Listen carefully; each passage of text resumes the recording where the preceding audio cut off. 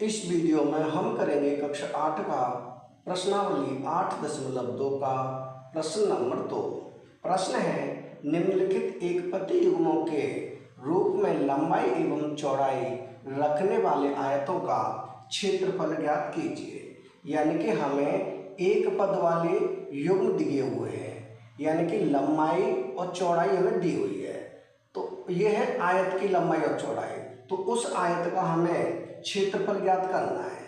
यानी कि जैसे पहला है P और Q, तो ये तो हो जाएगी लंबाई और ये हो जाएगी चौड़ाई।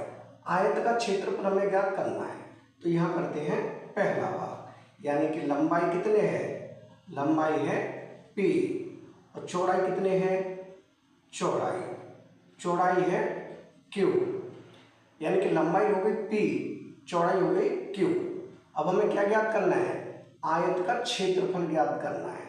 तो यहाँ लिखें आयत का क्षेत्रफल। आयत का क्षेत्रफल, इसके लिए फॉर्मूला क्या होता है, इसके लिए फॉर्मूला होता है लंबाई गुणा चौड़ाई।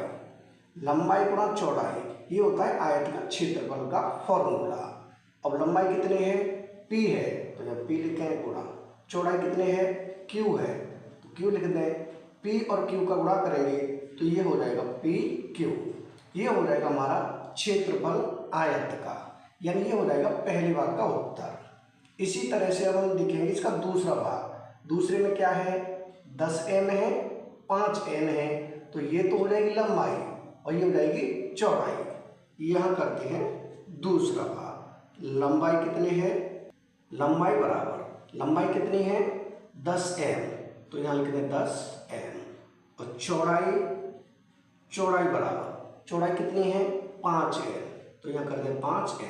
अब इसी फॉर्मूले हम लगा देंगे, यानी आयत का क्षेत्रफल बराबर लंबाई गुणा चौड़ाई। तो यहाँ करें आयत का क्षेत्रफल, आयत का क्षेत्रफल क्या है, लंबाई गुणा चौड़ाई। अब लंबाई कितने हैं 10m है, तो यहाँ लिखेंगे 10m गुणा चौड़ाई कितनी है, ये है 5n, तो 5n। अब इनका हम दोनों का गुणा करेंगे तो 10 का गुणा 5 से, 10 पंजे 50 और mn ये हो जाएगा mn, यानी कि 50mn। ये हो जाएगा दूसरे भाग का उत्तर। अब हम देखें इसका तीसरा भाग। तीसरे भाग में जो 20x² है ये तो हो जाएगी लंबाई, 5y² है ये हो जाएगी चौड़ाई। तो यहाँ करते हैं तीसरा भाग। लंबाई कितने है, लंबाई बराबर है 20x² और चौड़ाई कितनी है, चौड़ाई है 5y²। आयत का क्षेत्रफल क्या होता है, लंबाई गुणा चौड़ाई।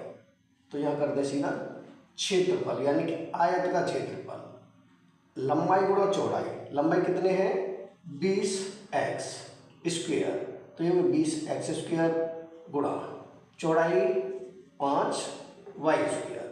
इन दोनों का गुणा करेंगे तो 20 का गुणा 5 से, यानी कि 2 पंजे 10, 1 0 यानी 100 x² और y²। ये हो जाएगा x² y²।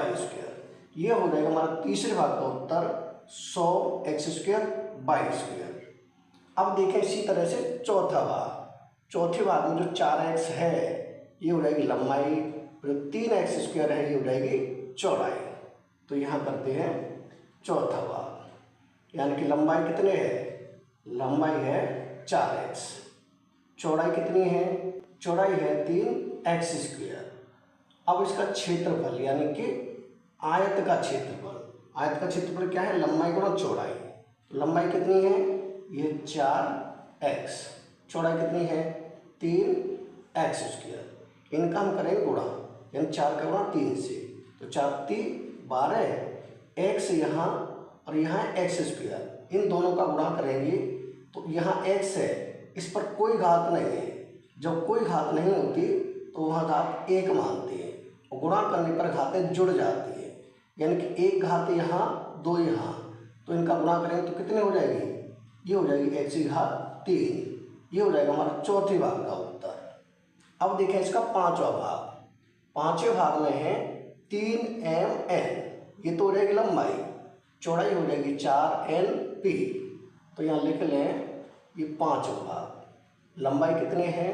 लंबाई है 3MN और चौड़ाई कितनी है?